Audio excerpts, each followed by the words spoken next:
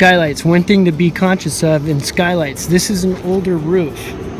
Okay, this is an older skylight. If we went to replace this roof, we are going to have to replace this flashing right in here. Okay, now along the top, you can see how the flashing is cocked. When we go to remove the flashing, the caulking that's in between the flashing and the actual lens could actually cause, when they actually remove it, could actually cause the skylight to break.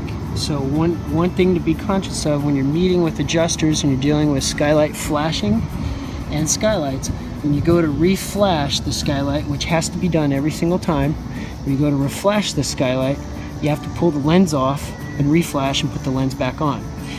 If there is caulking in between the flashing and the skylight, the likelihood of this skylight breaking is very high because this is an older skylight. As you can tell, it has been caulked before. This must have leaked before. So chances are we're going to have to replace the skylight as well as the flashing.